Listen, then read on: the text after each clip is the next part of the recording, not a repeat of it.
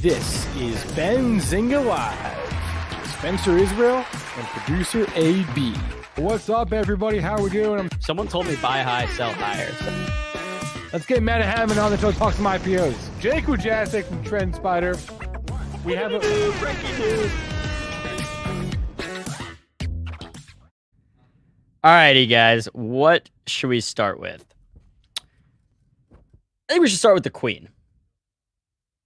Apparently, the Queen of England is dying.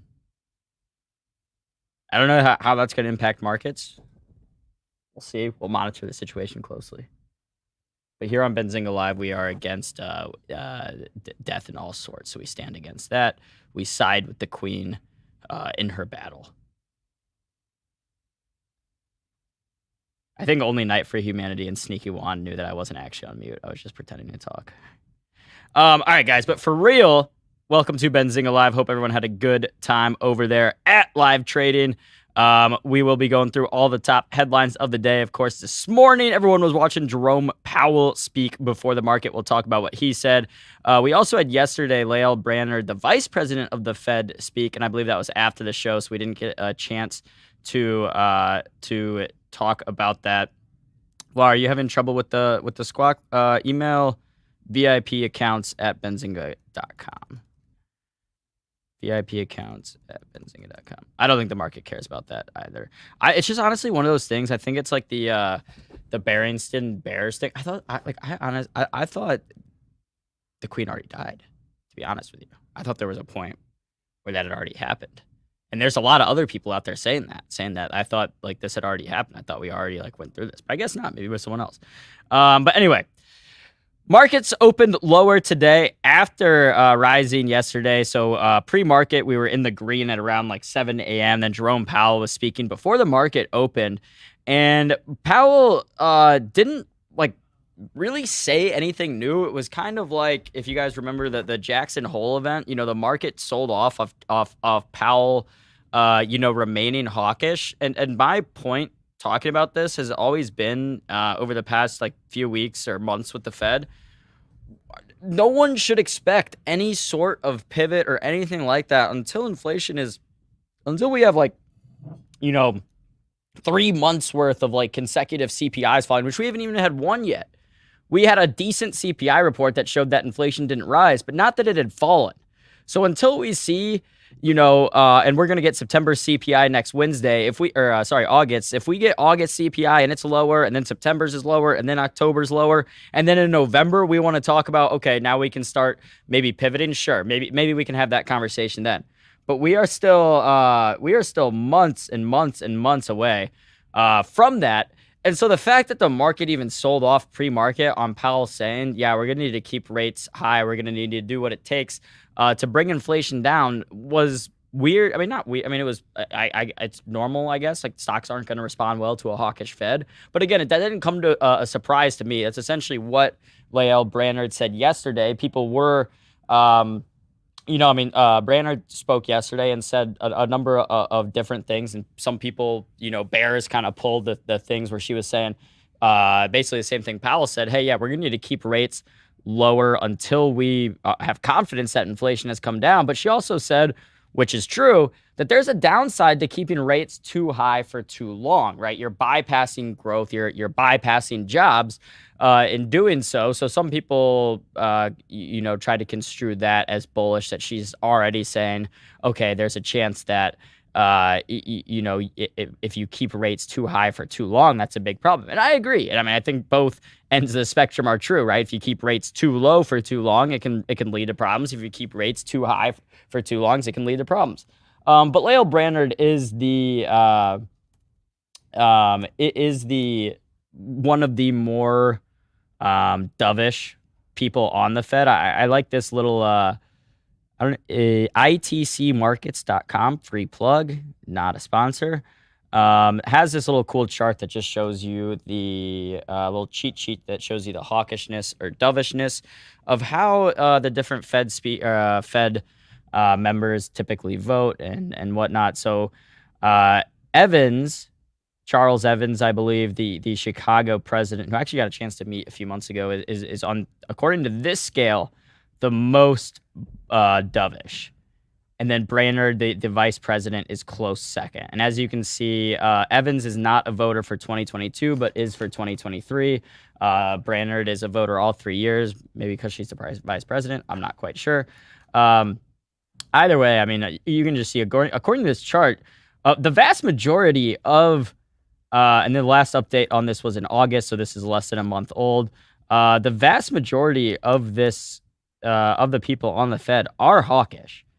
And you can see, Bullard, of course, was the one that had sent markets down in the past. But yeah, I mean, I think it's interesting here. I think we're going to be talking about the Fed for the next few months. It's going to be what's driving the markets either higher or lower.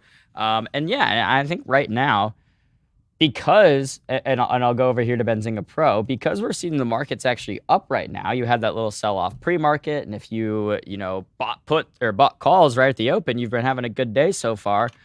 I think that's very, very bullish, and here's why. If I see the market ripping, which, all right, maybe we don't want to call it ripping, but the SPY's up 0.6%. If I see the market moving higher on neutral to hawkishness from the Fed, that's good news to me. That's saying, okay, the market is out here saying that, okay, even without, Powell saying anything crazy or anything like that, there are buyers down here. And right now, today, more buyers than sellers. Even with Powell saying, yeah, rates are going to stay higher for a while until we, really squash inflation. I think a lot of people saw that and thought, we were going to see a little market sell off today. I don't know. I mean, going over to some of the other stocks we talked about yesterday, some of the solar names, some of the more high growth names, those are holding up today. Energy, which got absolutely crushed today, XLE up slightly today. So we'll go over to US oil, the USO as well, getting a little bounce. So oil, which had been getting absolutely crushed the past week. And you can see from this chart here, I mean, oil prices are on the USO chart. Here where we were before COVID, February 2020. Huge drop off, obviously. Slow climb back up. Here's where we were at before the Russian-Ukraine invasion. Here's the spike up from the Russia-Ukraine invasion. Little trade-off or a little sell-off. Bounce back up, making, right back here, right back to pre-COVID levels here in June.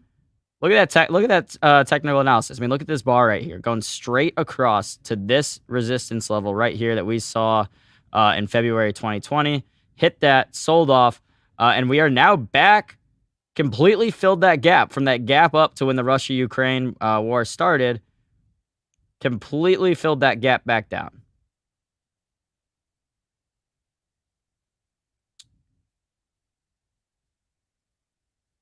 MD saying maybe a sell-off tomorrow and Monday, maybe the market rips higher. I don't really know. I mean, it's if we knew one way or the other, I wouldn't be here talking to you. I'd be sitting on a beach somewhere. I'd have more money than Jim Simmons or Jim Simons, whatever the Renaissance guy's name is. All right. Yeah, Empower saying, of course, there are buyers. They're getting squeezed. I do think right now, and I'll pull up this chart that I saw today from Sentiment Trader. People are still there's a lot of short interest out there right now.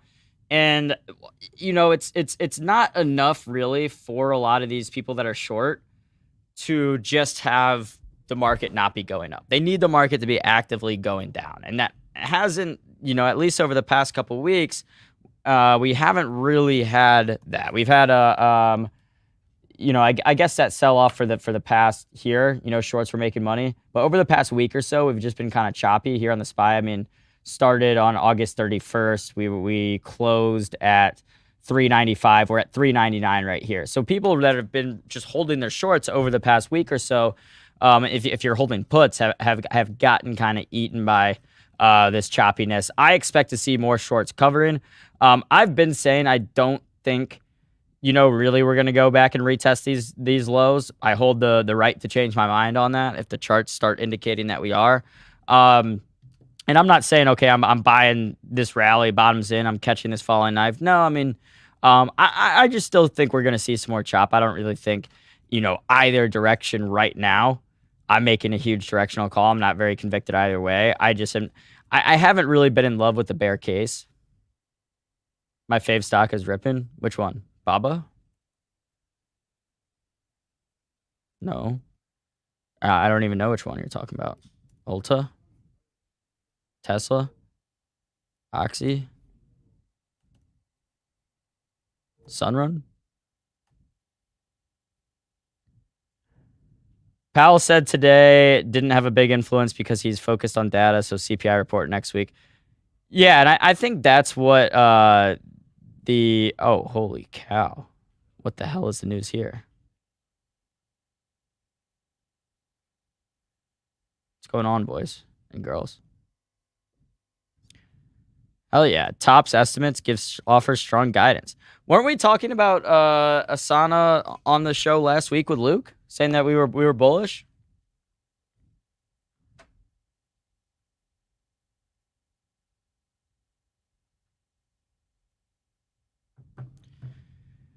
I mean, I think a lot of these, what about your DocuSigns here? What were the other ones we were talking about with Luke? Bill.com.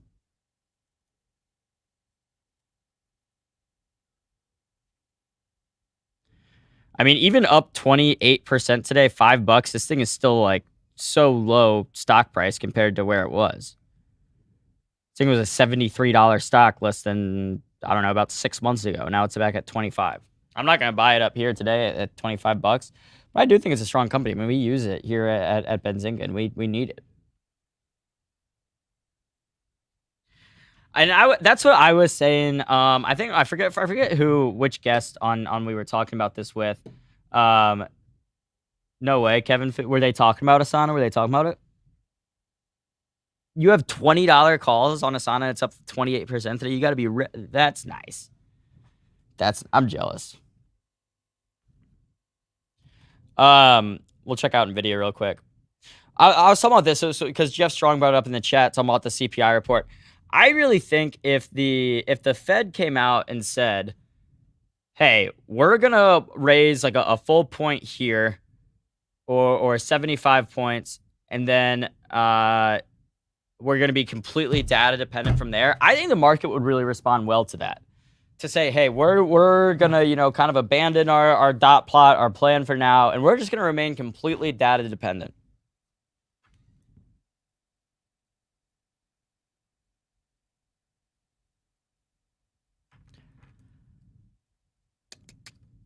Take profit, MD saying to Kevin, who bought some Asana calls during yesterday at the close. Asana, of course, up 28% today. Yeah, I mean, NVIDIA down here, what was the level? Someone remind me when Dave Green was on here he was talking about it at 134, maybe 124, going long it. I mean, either way, if you like this company long term, I mean, this was a $343 stock in November 21. I'm not saying it's going to get back there anytime soon. I do really like NVIDIA long term. I don't think you can really go long or go wrong going long NVIDIA long term. You can go wrong going long if you're just going to sell it if it drops down 10-15%. But if you buy this stock now and you hold it till 2030, I'd put a lot of money that the share price is higher than it is today. And if someone wants to bet just on the side that I'm wrong on that, sure, I'll take that bet. It'll be a long bet. I'll probably forget about it by now. It's what, 2022? It'd be 8 years away. All right, guys, I do see our first guest hanging out in the background, Mr. Steve Kalasian. Excited to get Mr. Steve Kalasian on, see what he's been thinking about these markets, see how he's been navigating them. So without further ado, let's go ahead and give Mr. Kalasian our very special intro and bring him on the show.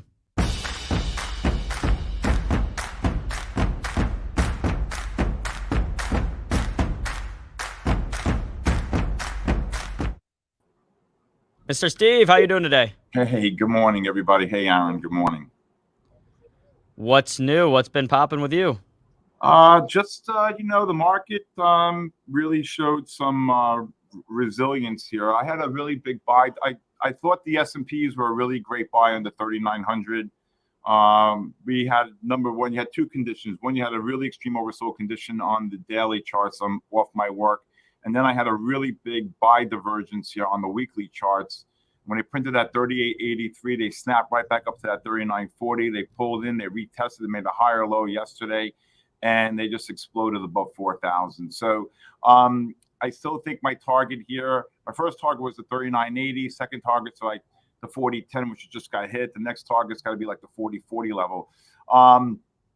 And potentially you could get to 40.80, 40.90. But again, what I've been telling you for the last couple of weeks is that the market, we're in a bear market here, and we're constantly making lower highs. We have a ton of overhead resistance. So we're really just now just seeing the effects of all this. And I think, coming up to the second week, third week in September, I think the next 5 to 6 weeks are going to be pretty rocky here. The big question I always say to everybody is the S&P is going to hold that 36.39 level, which is that bottom that we had a few months back, or are we going to go through that, right? And I'm probably in the camp 70-30 right now that we're going to make a double bottom if we do get that pushed down the next 4 to 5 weeks. Yeah, and I think right now in here, sorry, I've been showing the NVIDIA chart. Let me get the SPY pulled up. I think, right now, a lot of people are looking ahead toward next Wednesday's CPI report. But I don't know. I'm interested in that because I feel like the expectation now is that the CPI is going to be a little bit lower month over month. Well, I think, look at gasoline. I just saw $3.29 yesterday. We were paying $5.29 a month and a half ago, Crude oil has got absolutely cabooshed here in the low 80s now. So I think that's going to alleviate a lot of the CPI number. And I do think if it comes in with a favorable number, that would be good for the market. And it could also hold off the Fed by raising 0.75 of a point. You know what I'm saying? They may even go a half a point or a quarter. Who knows what they're going to think?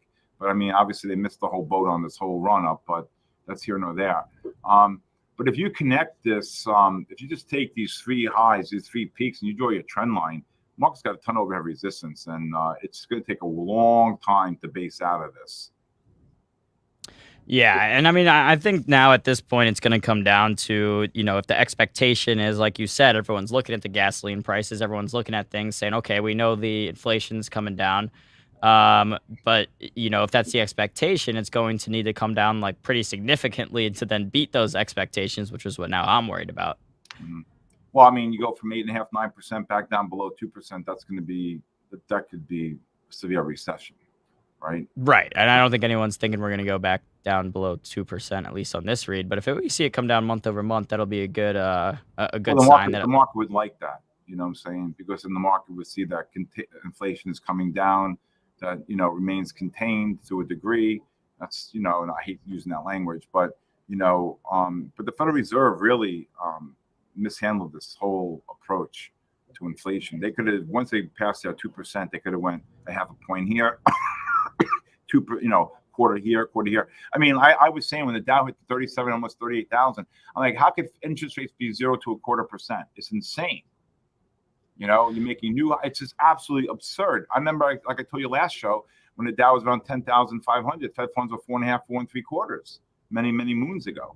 And then you're at 0 to 0.25%. They just sat in their hands. They didn't care. Like, I don't know what they were thinking. And all the reports were coming in. CPI stronger. But the market kept on rallying because they wasn't reacting.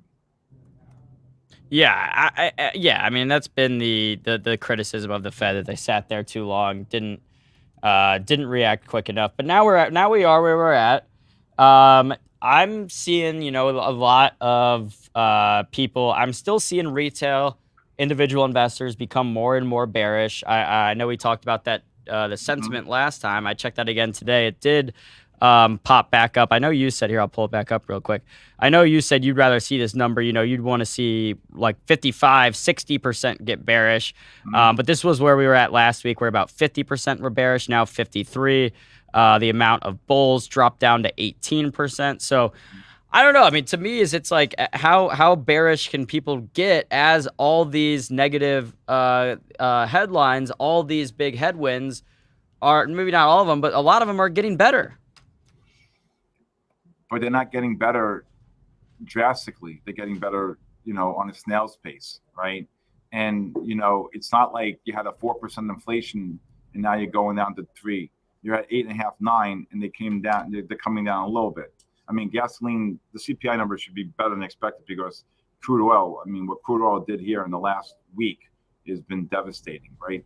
If you're long oil or oil stocks, right? So, I mean, you were 103, 104. You got that 82 yesterday. I don't know where it is now. Rally a little bit here. So, you know, I mean, I think what you're seeing here is because of where inflation was at 8.5, 9%, even if it dips to 6%, it's still absurd high numbers. You know what I'm saying? Versus if it was 4, 3.5, 4, and it dips back down to 2.5, you know, 2, 2.5, 3, it's something to be said. But they really misplayed this. Yeah. So let's go. Do you have any individual stocks, any individual charts you want to talk about? You know, we just trade the same names here, the Nvidias. You know, we have big buy. Yesterday we had monster buy reversals in the market around 11:15, 11:30, today's a trending day. All 4 ETFs, the diamonds, the spiders, the Qs, and the Russell are still bullish. I still think the market needs to work off this oversold condition. And again, I think you're going to just continue to make lower highs. I think the next 5 weeks are going to be pretty rough for the market to the downside. Yeah, and I know last time we talked, you, and I'm looking at just the SPY chart here, said that you anticipated some sort of a little rally, but then eventually to come back and retest those lows. Mm-hmm. Yeah, I still feel the same way. You know, the market S&P's rallied about 125 handles off the low. NASDAQ rallied about 350, 400 off the low. And I mean, you know, these are bear market rallies, and you have tons of overhead resistance. This is going to take, you know, a while to pan out before a new bull market erupts, and it could come from a lot lower levels. Yeah. All right, let's see if we've got any questions in the chat, any tickers we would like to check out. I haven't changed my view like on the overall market or macro either. I think, you know, I'm kind of anticipating some just chop over the next few months. To me, Steve, it's just crazy because it seems like everyone has to be either like the biggest bull out there or the biggest bear out there. And I'm like, what if it's just like, oh, returns are okay over the next few months, and maybe this like whole thing doesn't have to break and there has to be some huge thing, but it could be that, hey, yeah, things aren't as good as they could be, but they're not terrible and apocalyptic either. Well, I mean, year over year right now, the S&Ps we're down for the year, right? So do I think they're going to get back to unchanged or positive for the year? Absolutely not. I think we're still going to have a negative year. You know? Yeah. I mean, you know, happens, right? You can't always be up, you know? And, you know, that 48.08 level, you know, was a pretty monstrous level, you know. But if you just look at the chart you have right in front of you, to me, it's going to take, you know, something magnificent to pop through all that overhead resistance. And how that happens is eventually a lot lower lows basing, and then you start a new bull market of a significant lot lower levels. Not from here, though. Got it. All right. Let's see. I'm just catching up with the chat here, seeing if we've got anything else.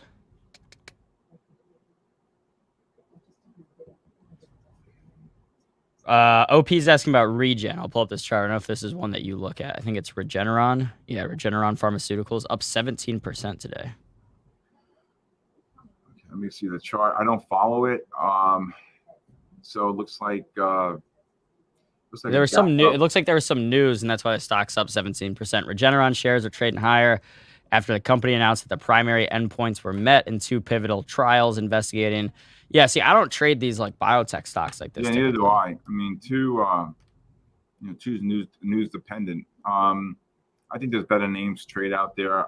But me personally, it looks like this gap up here is gonna most likely on my work give a buy, and I would look for some type of a pullback here in the next 5 to 6 days. See if it could pull in a little bit for another move up. This is pretty much a breakaway gap here. So I think that I would wait probably for the next 3 to 5 days, 4 to 5 days for any type of a pullback to try to get long for a nice trade. Yeah. All right. Let's I'll go back to the SPY real quick. So how have you been trading? I mean, have you just been, because you've been anticipating this little rally here? Have you been like going, like this morning when we opened lower? Did you go long at the open? How have you been So trading this? the trends were still there. The buy trends were still intact. You know, I got a lot of people now looking at trading U pros and the trading the SSOs and, you know, the TQs and the TNAs, and, you know, because they're a lot lower pricing like than the Russell, the IWMs, or the Spiders, you know, or the Qs for that matter. So a lot of people are really trading like those instruments, the SQQQs, the TZAs, the U pros, big volume in these names. So a lot cheaper to trade as well, and liquid, very, very liquid. So, I'm explaining people that, you know, if you have a certain amount of money in your account and you're tying all your money up trading the Qs, well, you could trade a lot more money and a lot other things if you're trading the TQQQs, for example. You know what I'm saying? So a lot of people are really understanding the importance of other ETFs that have significant movements as well, up and or down. Right. Yeah. And I think especially with for people that are able to be actively monitoring their positions or whatnot, if you trade some of these leveraged ETFs, you can really maximize some of your returns there. So we talk about the TQQ and SQQ and all that all the time. Yeah. All right. I'll let the chat see if we've got any more final questions for you, Steve. We do got only about 2 minutes left here. Got to let you go at noon today. So yeah, if you've got any final thoughts, let me know. I just think that any push up here is going to make lower highs. Ultimately, I don't know if they're going to get to the 40-80 level, but if they did, I think it'd be a great shorting opportunity. I don't know. That seems like, we just got up to 40-10 on the SEP contract, 40-25 on the DEETS contract on the S&Ps. If they do run another 50, 60 handles, 70 handles, I'd be exiting any longs if you had bought lower. And I think we're going to the next 5-6 weeks, I think we're going right back down. All right, there you have it. You've got Steve's thoughts on the markets. He's, bearish over the next 5 to 6 weeks. Steve, always a pleasure to get you on, man. Let folks know where they can find more from you. www.tradeeasy.com, and love to have everybody come join my live channel each and every day from 9 to 4. Beautiful. All right, Steve, Thanks, enjoy Darren. the rest of your day. You too, brother. We'll talk soon. I'll see you next Thursday. Be good, brother. Have a great day, everybody. Bye-bye. You too. All right, that was Steve Kalajian from TradeEasy.com. Go ahead and hit that link in the chat if you want more from Steve. We're going to keep the show ticking today. I see our next guest hanging out in the background, Mr. Robert Roy. We're going to be talking about some charts, stocks, options trades, as always, with Mr. Roy. So if you've got any questions, any options trades, any stocks you want to check out, drop them in the chat. And without further ado, let me go ahead and play my special intro and get Rob on the show. This is Benzinga Live. Spencer Israel and producer AB. What's up, everybody? How we doing? Someone told me buy high, sell higher. So. Let's get Matt Hammond on the show to talk some IPOs. Jake Wujasek from Trend Spider. We have a breaking news.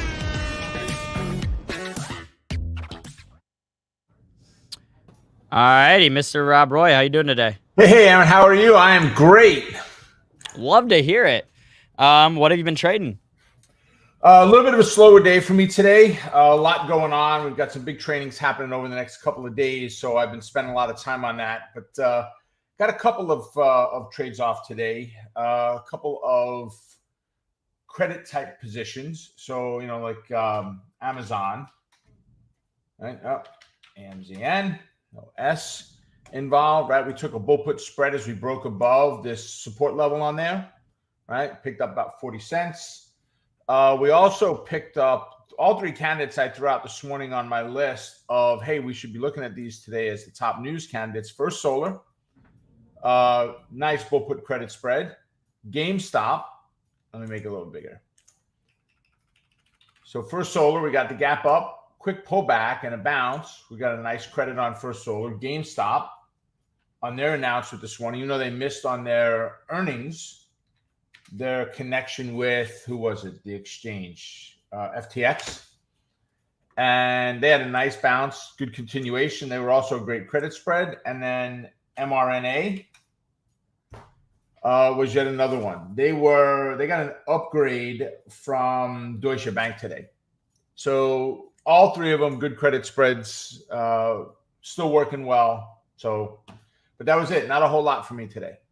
Okay. Yeah. And do you want to go ahead and share your screen? I think some people in the chat want to check out your charts. That would have been nice since I've been flipping charts the entire time I've been talking about them. Sorry about that. Nah, it's okay. I didn't want to interrupt. I didn't want to interrupt you. You were on such a roll. I was on a roll. So here, look, Moderna is one of them, right? So we got the news on Moderna, gap up, a little bit of a pullback and a bounce. We took the entry on a bull put spread. Got somewhere between all spreads gave us somewhere between 25 and 50 cents today. So Moderna, we picked up a nice move there. GameStop, GME, right, was the next one. And then First Solar. They're on a rampage. They got a double upgrade from Goldman today, right? So I think they got put to a conviction list and a buy or something like that. They got double upgrade from them. So it was a nice sort of move. Taking a little bit of heat now as we're backing off, but overall, we took a really nice premium on it. So premiums deteriorated a little bit today on it, which is good. And then, of course, Amazon. Amazon. Yep. We got the breakout of support, the retest, and the bounce. And there was the entry. So I pulled the trigger on Amazon before we got back on today. So as we started to back up. So I gave a little bit of it back. We still came out on the top side of it, but overall, 4 decent trades today. Yeah, and I'm seeing a little bit of a sell-off happening right now in the Qs. Probably the SPY too. Anything you're seeing? Oh, let's see. QQQ. Yeah, I mean, the pullback, the why, let's go to a daily chart and take a look at what's going on the daily, and it'll help us get a better understanding, right? So if we look, right, we closed up last evening on Qs, right, here, top of body. We gapped down today, ran a little bit further. We stretched up. We blew through the 300. We ran to the 301.54. Now, one of the things that I tend to do when we have levels like this around 100-point levels is I'm going to go ahead and I'm going to really stretch this out wide. Just makes it easier to see it while we do it. But we're going to draw a rectangle, a blue zone inside of here. Okay, and we call it a health zone, whether it's just added strength, whether you're looking at it from the top or the downside. Okay. So what happened now? We pushed up into that blue zone. We had a confluence of the 8 moving average. 3 things happening all in one place, Aaron. So why? We've got a lot of major resistance up there that we're bumping our head on. To get through that is going to take some serious push to make it happen, right? No different on SPY. We're in that, it's an exact picture. That blue zone right in there, we pushed into it and we have failed off of it. When I did my videos, my trainings last evening for our students, and we had just this last candle to the far right, yesterday's candle, right? To me, it's what I call a here kitty kitty. You know, it's someone standing there with his hand behind his back saying, here, kitty, kitty, kitty, kitty. You never know what he's going to try to do to that poor little kitty cat, right? You got into such a major resistance area, such a hard push up, not unheard of to see that pullback off of that level. So we got a little bit of a move above it, but that was you've heard me say this before. We popped our head above the trees and said, yep, I can see up here, but there's nothing else to look at. Let me go back down. And that's exactly what happened here today.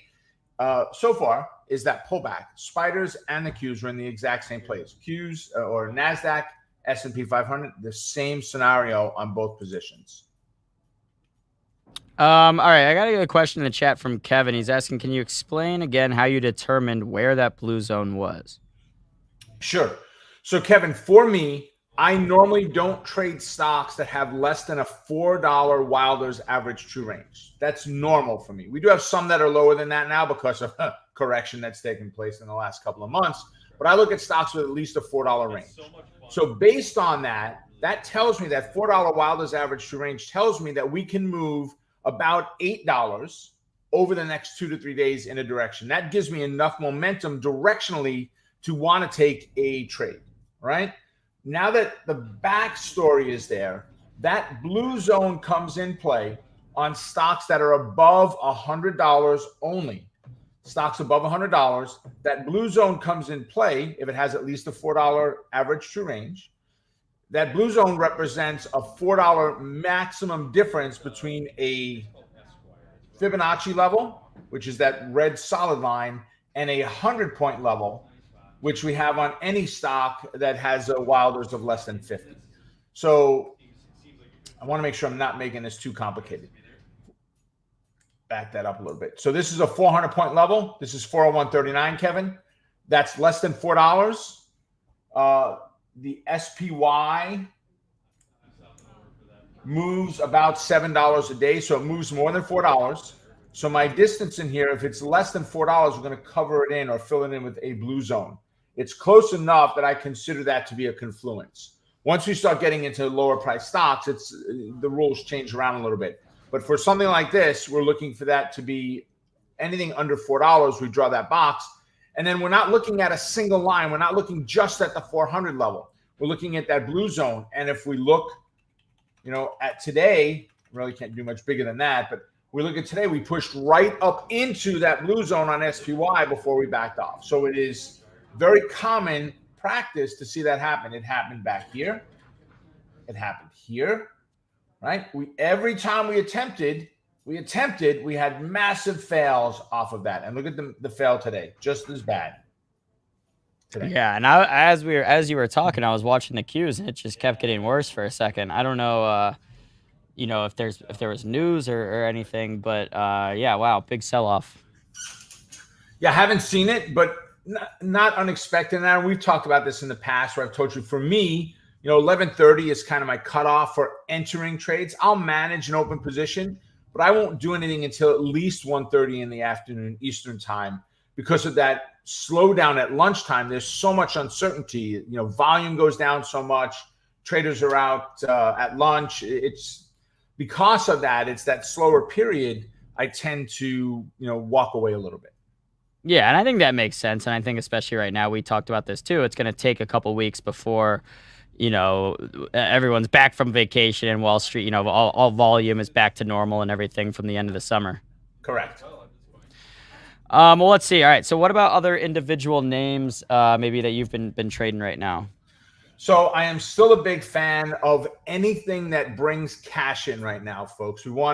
Keep this in mind. As an options trader, there's two major components of how much time should I buy. And there's two ways of determining how much time buy is the wrong word. How much time should I take on as a trader when I enter an options trade? If you are a buyer, you buy as much time as you possibly can afford. For me, unless I'm a day trader, if I'm day trading and getting in and out today, I'm going to buy 30 plus days of time. When I am a seller, I'm going to sell as short of time as possible. Unless I am buying very long-term as a diagonal, as an example, right? I'm buying that longer-term position, but I'm still selling front week. I'm not selling 2 weeks and 4 weeks out. I'm selling this week's premium right now. Had I heeded the advice of my mentor when I first started and done that, I'd have another zero in my account today, Aaron, had I done that.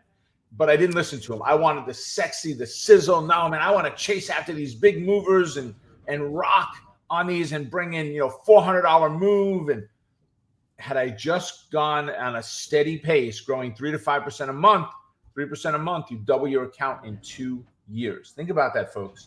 Every 2 years, you double your account. You turn a $2,000 account into $1 million account in 18 years if you're just generating 3% a month. Okay?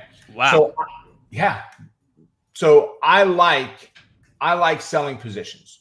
So with that, DKS is one right now. Okay. Let me get a little bit better picture there. Okay. I love the pattern that has set up, right? I like the move that's gone up, this bounce off of the moving averages. So if we look into it from here, Aaron, and go actually into the option chain, right?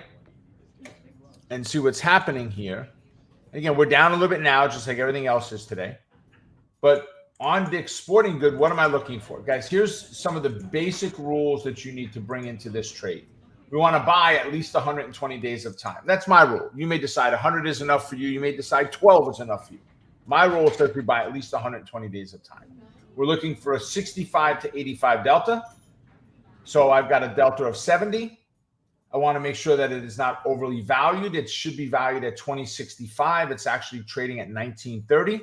So I'm very happy with that number. And I've got plenty of open interest, 2,297 open. So if I click on that to buy that position, right? Now we go and sell the front week. Yeah, but Rob, there's only 2 days left. You got today and tomorrow. As short of time as possible. If I can get premium. If I can't get enough, I'll look at next week or I just won't do the trade. So I'm looking for a delta of about 40. I really don't want to go over 40. 41 pushes it. 42, no. Right? A 40 delta says that I have a 40% chance of this position having intrinsic or cash value come expiration date.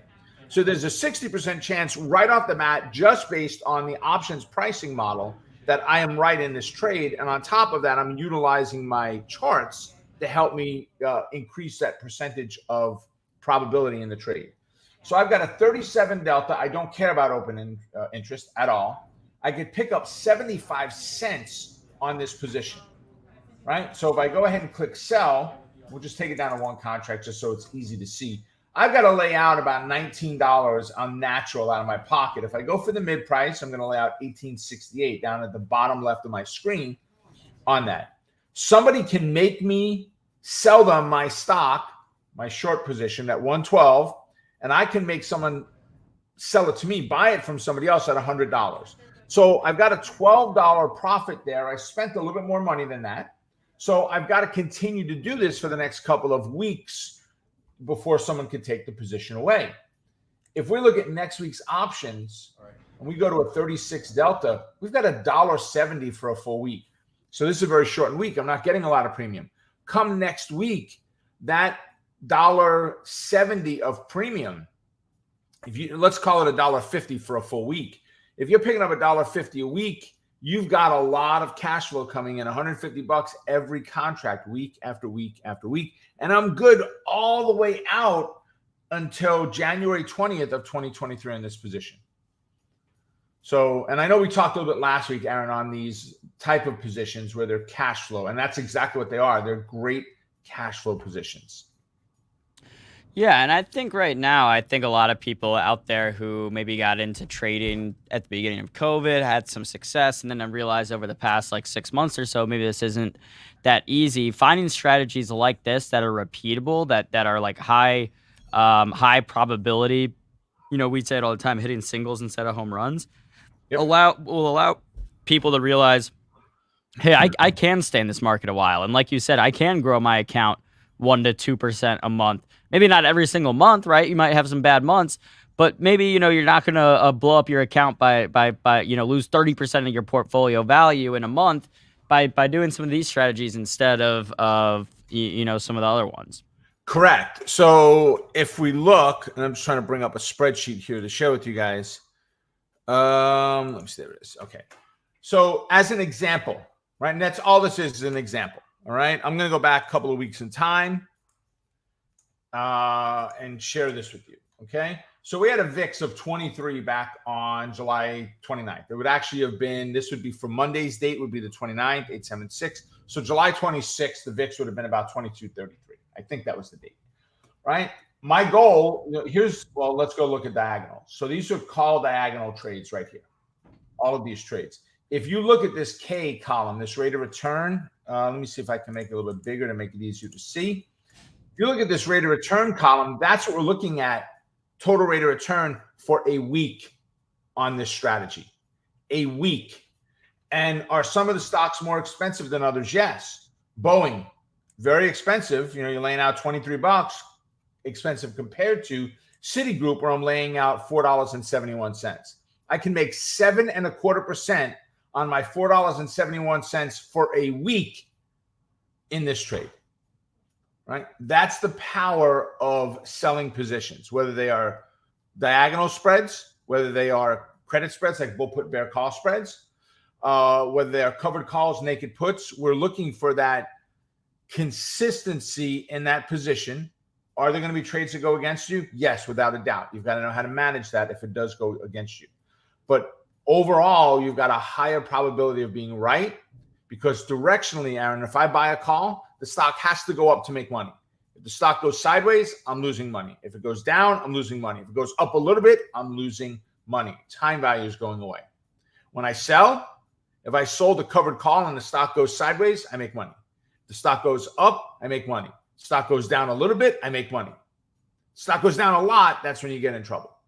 But if I bought the stock and it went down a lot, I'd get in trouble too. I can't buy the stock and have it go sideways and make any profit. These are awesome strategies. I like it. I gotta start because I typically am buying options on either the call or put side, and I've found out pretty quickly, right, that that's not really going to be a sustainable investment strategy. So I do want to start implementing some of these more diagonal spreads, or some of these ones where I'm actually selling options as well as buying them, because it's just I don't know. I think it's just basically impossible. I don't think there's anyone out there who can buy calls and puts and have that be like a sustainable strategy. It's tougher. I mean, having the experience and doing it a lot longer, you can, but there's so much new blood. And I don't mean that in a bad way, but there are people that are so much less experienced out there right now as far as the overall population of traders. And you called it, Aaron, COVID. COVID drove a lot of people to the market as a way to make money. Listen, what were your choices? Go trade the stock market or start a TikTok channel. Okay. Right. Most of us aren't dancing around. I sure the heck know it isn't me. Okay. But what were your choices? Right? You had to do something like this. This at least gives you an opportunity to make a really good living. And you don't need to do crazy strategies. Folks, there's a strategy, and it's a credit spread, and it's what I use on all of my news trades, right? All of our news trades are based on credit spreads. That's all it is. Well, there's a student that I had that came to one of our events. His name was Telfare. He lived in Washington, D.C., or lives in Washington, D.C. And I haven't seen him now in at least 10 years. But he couldn't trade the bearish ones because he just couldn't wrap bear around his head. Now, don't get me wrong. The market was good in 2006, 2007, right? He was rocking on that strategy. But he was a bus driver with no schooling education at all. He came here with nothing from his country and had a very poor grasp of the English language, but he learned how to trade this strategy and just follow a set of rules to consistently bring in that, 5, 8, 10% in the course of a week was his goal. Somewhere between 5 and 10% a week is what he was looking for. You can do this, and these strategies give you the consistency. Are you going to hit a lot of home runs? You're going to hit no home runs on this. But are you okay without that? I am. If I can keep bringing in 9 and 7 and 12 and 8 and 10% week after week, yeah, sure.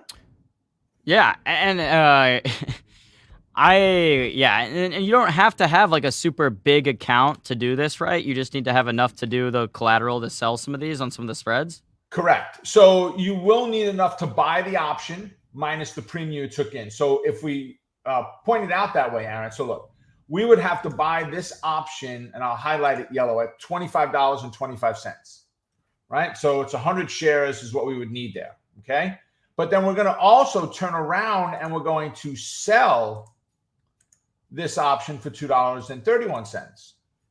So if we take those two and say 25.25, and again, this was a more expensive one, right? Minus 2.31. You need $22.94 times 100 shares, $2,294 to do one contract here. But watch. If we get rid of Boeing and we go to Citigroup, we're going to buy Citigroup for $508. Okay. That's what we're going to spend right under the yellow box, $508, and we're going to take in 0.37. So I need $4.71 times 100 shares. I need $471 to do this on Citigroup. You don't have to go after Boeing, big dollars. And so the total, so let's break down the Citi trade real quick. So you're selling the which strike? So in this, now remember, this came back in July when we did this. Okay. Right. So we were selling the, and it should have said 23. No, it was 22. So we were selling the December 16, 2022, $50 call for, we were buying that rather, buying the $50 call for 508. Okay. We were selling the 53 for 37 cents. All right. So in that scenario, if you're selling the higher out one, is that a bearish trade? It's not. So what's happening is if I buy the $50 call, Aaron, that gives me the right, not the obligation, to buy the stock at 50. The 53 that I sell, it gives me the obligation to sell my stock to somebody at 53 at the strike that I sold. So what happens? If the stock went to 55, someone's going to say, yes, I want it at 53. Give it to me. I'm going to turn around to the broker and say, okay, go ahead and exercise my $50 call. Give me the stock at 50, and I can give it to this other person at 53. Wait, sorry, what was that, Rob? So I have the right to buy the stock at 50. That's my long option. And someone has the right to make me buy it at 53.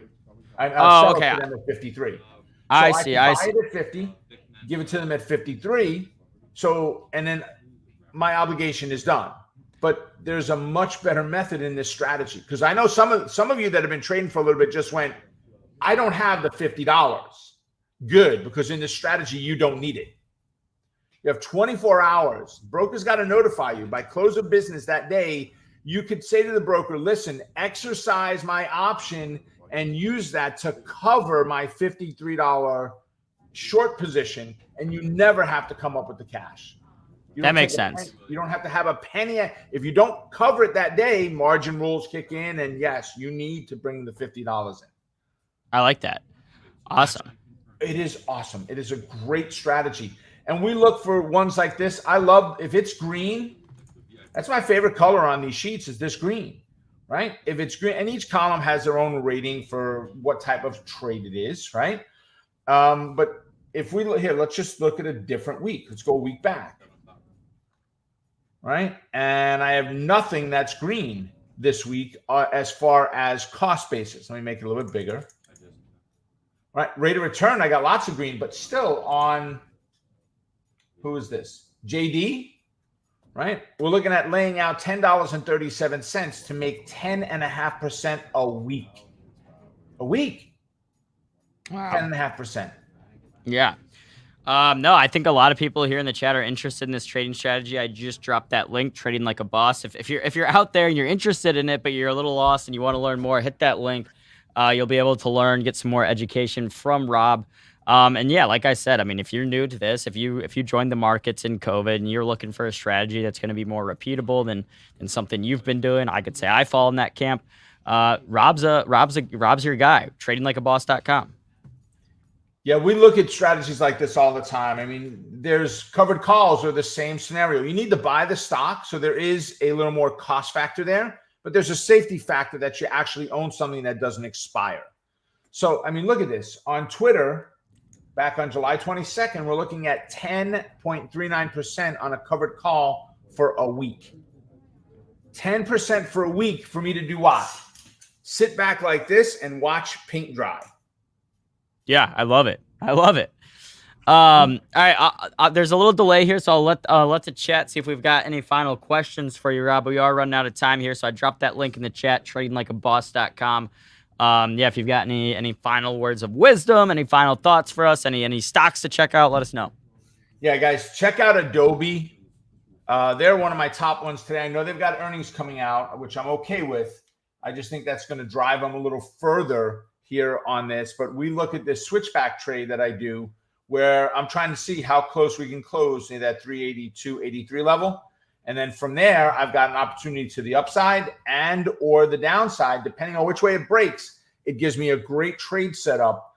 And, you know, when Aaron sent you guys over to tradinglikeaboss.com, this is probably one of them that'll go out this evening. If you go over to Trade Like Rob, we send out free trade setups a couple of times a week for these types of strategies, where we're going to send you an email with a video link that you go back and watch it, and that video is going to show you exactly what we're looking to do on that stock, how we enter, how we exit, all that good stuff, right? So check that out. If you're interested in what I'm going to do with Adobe and how we're going to trade it, that's where you want to go.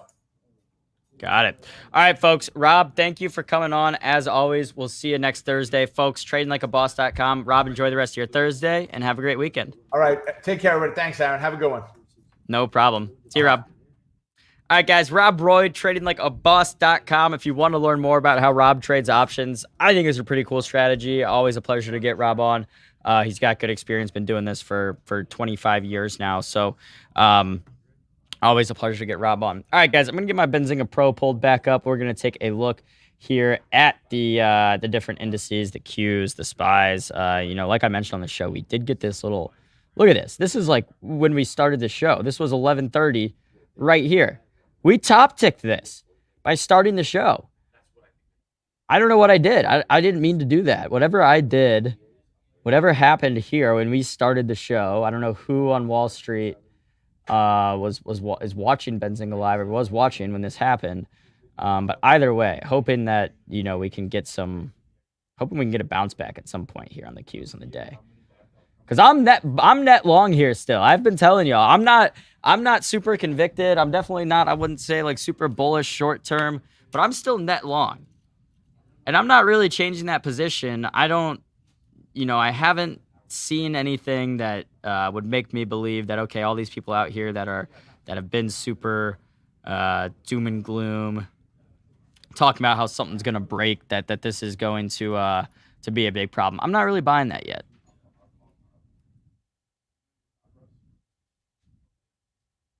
Mr. Luke Jacoby. Yo, what's going on? What's going on, man? Not too much. It's been a little bit rough. My microphone's not on, I don't think, given by how quickly Aaron Thomas moved. Yeah, I don't think so either. Things aren't going well? There we go. Nope. Can you hear me, AB, or no? No, I don't think so. Testing. Check, check, check. Mic check. All right. Good now. All right, we're good now. Good now. Why aren't things going well? I mean, it's just been a rough several days, weeks. Okay, so remember we did the show last week? I do remember. You recall? On Thursday. There was one stock we talked about that's absolutely ripping today. Okay, we'll get there. Okay. But remember, like, the call that I made is I said after Labor Day we're gonna get some volatility one way or another. Okay. I mean, that's what we're seeing. Right? Obviously, yesterday was a great day. I'll take that. But I still don't feel great generally. I'm still net long. I'm about 40% cash. Okay. Doing a lot of individual stock picking for that 40%, buying more defensive stocks, cash flowing stocks, dividend stocks. Same laundry list that we talk about of individual names each week. But that post Labor Day sell off got me a little bit nervous. Yeah, I mean, here, I'll pull up the daily chart here on the SPY. I mean, we'll go back to, so wait, September 2nd. I mean, we've kind of just been chopping. Like, we're kind of back where we were before Labor Day. Yes. We're back where we were before Labor Day, but we dumped on that Friday. Yeah. And then we dumped again on Tuesday. And that's what makes me nervous. Yeah. I hear that. Yeah, that Friday leading into Labor Day, that's this red bar here. You can see SPY closed down a little bit more than 1%, opened back up on Tuesday, went down further, and then yesterday, that great day. Today has been really weird. We were trading higher pre-market. Jerome Powell spoke, sold off, then trading lower, and then we opened lower and then ripped. We were high, and then now we're back low again. So I don't really know. I mean, I've just been kind of chilling, Luke, trying to navigate through this chop. Yep. Okay, so give me the stock that is trading, that's ripping today that we talked about last week. Asana. And then I'm gonna have a short call for you. How's that? Asana. Ticker ASAN, up 23. Wait, was that the one that I said was literally the only one that was reasonable to buy? Yeah, I think you said between them and Bill were the only ones that you liked, but that Asana made more sense. I listed like 18 SaaS stocks. And said Asana was the only one. The only one. And so And I also did say, hey, I'm just sitting on my hands right now. I'm not adding more positions. But if I felt tempted to buy the dip on one, it was that one. Yeah, so Asana soars 22% as company tops Q2 estimates, offers strong guidance. So good news. Great lesson in insider buying on this one too.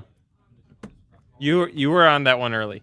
I'll give you credit on that one. Well, I don't know if that's a great lesson because Dustin Moskowitz started buying the stock like up here, and I started buying it because of him, and it went down another like 70. He's lost at least he's lost a couple $1 billion, but doing that. He hasn't realized that loss yet. He's still holding all the stock, and if the stock comes back, he'll be fine. Not a lot if you never but sell, he's right? down. He's down a couple bill on that right now. What do they say? If you never sell, It's was the latest SPY drop based on fundamental headlines or just price action? I don't think there was one big headline that drove like the SPY 0.8% lower at 11:30 a.m. I think a lot of it is just kind of the we went up basically straight up yesterday, so having a little pullback here makes sense, I think. But you can see here on the 5-minute candles, we are getting a little bit of a bounce. All right, but Luke, I'm excited to hear your short position. Or your short thesis, your short idea. All right. All right, this is gonna be an interesting one. Ticker that I'm about to throw out is ticker PLAY. Okay. Dave & Buster's. It is a brand and a business that I actually like. Zoom me out to the 1 year. Give me daily candles 1 year chart.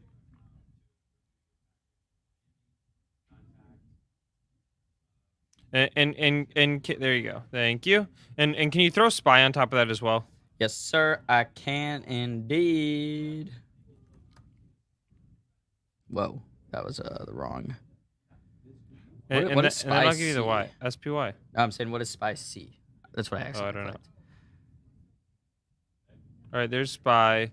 But go into like when we've gotten to like our period of weakness in SPY is the part that I'm. All right, check it out right there. Okay, right. Good enough. All right, so we've gotten a good amount of weakness in SPY, and play is holding up pretty damn well. So if I look back 12 months ago, play Dave & Buster's was at $36.50. Today it's at $38. So it's actually up over the period of the last 12 months. We look at the last 12 months on SPY. We were at I grabbed the wrong one too. All right, we look at the last 12 months on SPY. We were at $450. Now we're at $397. Yeah, SPY's down about, I want to say, like 12%. 12% year to date. Yep. And play is actually up 9% year to date. Exactly. There we go. So that's what I'm looking at. Here's the thesis here. The stock is not especially expensive. That's like my favorite thing to try to go after is say like, okay, the stock is trading at 50 times EV to EBITDA, price to sales, PE, whatever it may be. It's not crazy by any means. PE rate. Forward PE ratio on the stocks that's looking at analyst estimates for the upcoming year is only at 11, actually below the S&P 500 average. You do have revenue increasing, which is obviously an important thing that we want to see. Here's the issue that I have with this one, is that if we are in for a period of volatility, this stock is going to, or I'm sorry, not a period of volatility, a period of actual economic recession where we see a pullback in consumer spending. This is the type of a stock that's going to be especially hard hit. And that's what makes me a little bit concerned or a little bit nervous about Dave & Buster's. Again, the valuation is not crazy. I'd love to say the valuation is sky high. Stock has actually risen while the rest of the market's been down. That's not the case. The stock has continued to hold steady while the rest of the market's down because sales have continued to increase. So the stock has actually gotten cheaper over time. But if we're looking at names that are going to be actually or especially sensitive to macroeconomic and specifically U.S. Recession concerns, etc., this is one of those stocks that's going to be especially hard hit. It's not I heard somebody recently. This is what got me digging into this one. Somebody recently called it a cheaper form of entertainment. It's absolutely not a cheaper form of entertainment. It's quite an expensive form of entertainment. Especially if you bring if Luke, if you and I had if we adopted a couple of kids together and we went to Dave & Buster's and brought 3 kids, we'd probably be spending like upwards of, I'd say $200 on yeah, the no, day. that's about fair. That's about fair. You gotta buy the card that lets you play the games. Food and drinks obviously are going to be marked up there. People have parties there, and so people are eating, drinking, playing games. Okay, so I'll give my thoughts on this, Luke. I don't hate the thesis. I wish you would come to me with a stock to short that wasn't already down 13% on the day. Yep. I don't know if you saw that. Yeah, it's down because of earnings today. But I think there's a reason, looking at this chart, Luke, looking at Dave & Buster's chart going back to March 2021, so probably about 18 months or so. I think there's a reason that it's pretty steady. It's not Dave & Buster's might just be one of those companies that makes some money, it does its job, and it just stays where the chart's at. You know what I'm saying? Like, it's more of like, looking at the chart, it looks like more of a boring chart that doesn't have this huge volatility. Yep. And here's part of what I'll call out from the earnings release that came out this morning. So I'm going to read a quote from the CEO, Chris Morris, that he dropped in the PR today. Want to recognize the efforts of our combined teams as we work to capture synergies from our combination. Okay, that's the M&A deal. We need to go to the next one. While we saw substantial headwinds during the quarter from wage and commodity inflation, we remained focused on driving revenue and strong cash flow while still working to mitigate these pressures with operational efficiencies and appropriate pricing actions. So he's not saying that in a vacuum. Okay. You know what I mean? And it's not like he's not saying it as a past item either, which obviously I don't think any of us would expect that to have been a past item that's moved on. Okay, so let's take and let's. I want to use your thesis with the SPY here too, and how I'm saying how it looks like to me. I mean, you have this huge run up from Dave & Buster during the COVID, whatever. That makes sense. Here, where the stock's been pretty steady, just trade on this thing. I'm saying I think there's a reason that when the S&P 500 dropped 25%. And Dave & Buster's didn't. And that reason's been revenue growth. I mean, revenue growth has been impressive. There's no doubt about it. Over the course of the past year, they took sales. So there's an M&A deal in here, which makes it a little bit trickier. So they took sales from 265 million to 451 million. That's not all organic revenue growth, though, because they did acquire a company. So you'd have to back that out to see what's truly comparable. If we look at same store sales, which is the exact locations, it excludes new location openings, etc. Those are up 22% year over year for the most recent quarter. Okay. But regardless, 22% revenue growth is a good thing. Right. And yeah, and that makes sense. But basically what I was getting at, what I'm saying is that since we've already have that that's happened, that in a macro scenario where the S&P draws down 20%, maybe Dave & Buster's isn't going to draw down that much. If we use that, what if we make the trade? Okay, instead of I'm going to buy puts on this and bet that this is going to go down, what if we just sold calls on it and said, okay, I know, if spending comes down, even if the market comes down, the stock might hold up because we've seen that happen the past year and a half. But we're pretty convicted it's not going to go up 20% here at any time. Mm-hmm. I'd be interested in that, saying, hey, I want to sell $45 Dave & Buster, $50 Dave & Buster's call. Let's go back. No, I think it's a decent play. It's a decent play. I mean, well, how would you be looking at like long outdated puts? Would you be looking at selling the stock outright? Selling the stock outright, I think, is the move here. I don't think you have risk of the stock exploding back to 80. I don't think you need to pay for the puts. A lot of the stocks that we talk about on this show, right? These are the more volatile stocks, the stocks that could 3x, 5x, 10x. This is not one of those plays. So I think that you'd be okay selling the stock outright and monitoring it. Yeah, the only I will say that I guess on the flip side with puts, with stocks like play that might not be as volatile as your Teslas, your Asanas out there, they have a lower like baked in implied volatility. So if you do own puts on a stock like Play or like a GE or more of a more boring stodgy stock and something does break and you do get a big move down, the value of those puts skyrocket because that implied volatility shoots up as well. Mm-hmm. But I agree. All right, but we have to wrap. I think you said today at 12:50 because you got to run off to Yellen. Okay. So I've got two other topics that I was hoping to get through. Yes, let's do it. Can we hit them? Yeah. All right, let's talk about our worst call of the year. Baba? I was going to ask you to guess. You knew it right away. I mean, I don't know. We said if you buy this when it was like at like 100, you'll either be like rich or poor.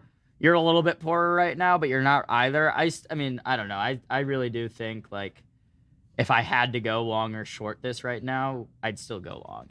Yeah, we said that we're either going to look like idiots or geniuses. Right now we look 1 like year idiots. from now. Right now we look like absolute idiots.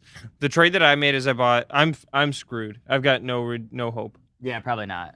I bought calls, which is the way that I suggested doing it. I said not to buy the stock outright, spend a little bit of money and buy the calls. Right. So I bought long dated $190 strike BABA calls 2023.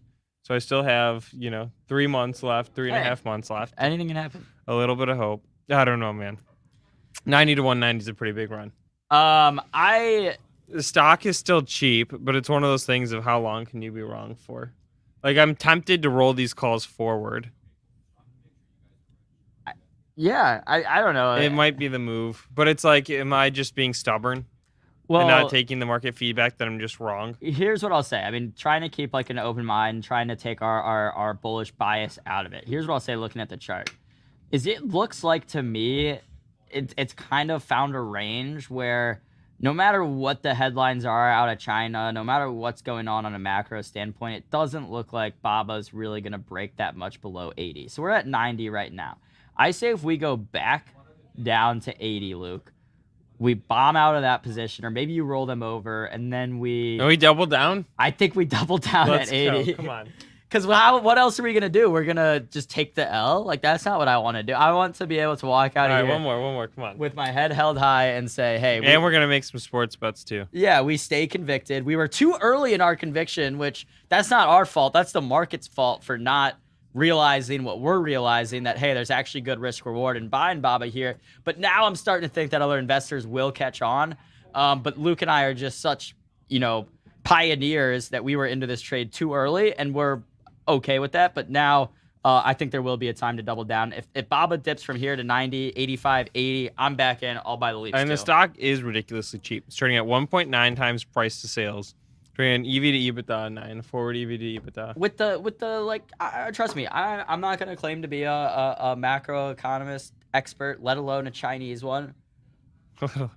I know the Chinese economy is like going through some troubles right now, but it's a big economy and a growing economy, and it's been growing at a faster pace than the U.S. economy. This is like the biggest company there. It's cheap as hell. Yeah, exactly. Am I wrong? No, the market is wrong, but eventually the market will be right, and eventually we'll be right together. But Luke, what was the other thing you wanted to get to before 1250? Oh, I was gonna ask for a favor. Okay. For the crowd. Okay, so something that has been a key focus of ours here on the Benzinga team, some of the work that we're doing in the background, is we've been trying to really revamp our product experiences. So, we have the Benzinga.com website, tons of free news. We have the video live stream, tons of free content. The way that we make money is that we have some premium content subscriptions. And these are content types, so it's really deep analysis into a specific topic, really deep analysis into a specific stock. It is ideas, both everything from options trading to day trading to swing trading, etc.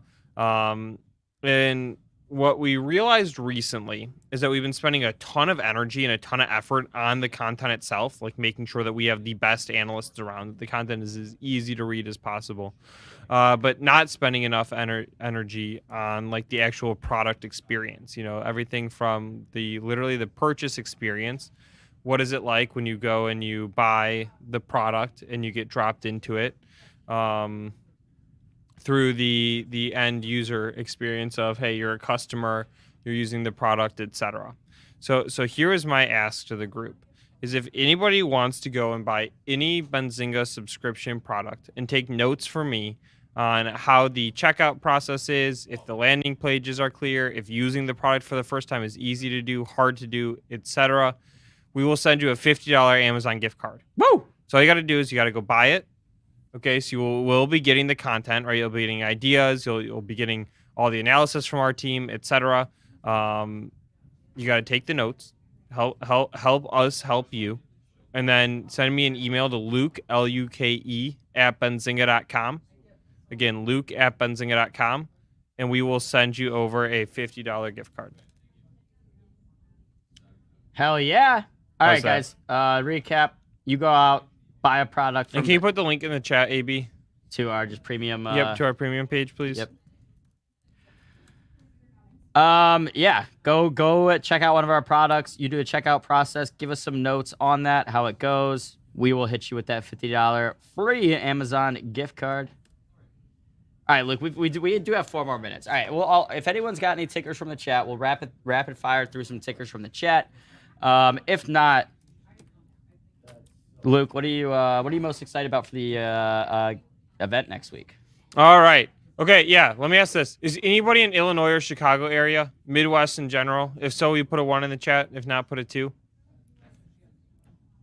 Because we can do something cool here, too. Okay. So we are going to be hosting a 2-day cannabis fundraising event.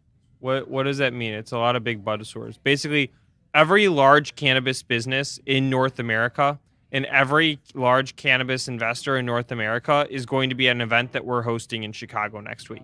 It's running Tuesday, Wednesday. Again, it's going to be literally the biggest gathering of operators and investors. Oh, look at all those ones. All you people are in Midwest, Chicago, etc. You should definitely be there.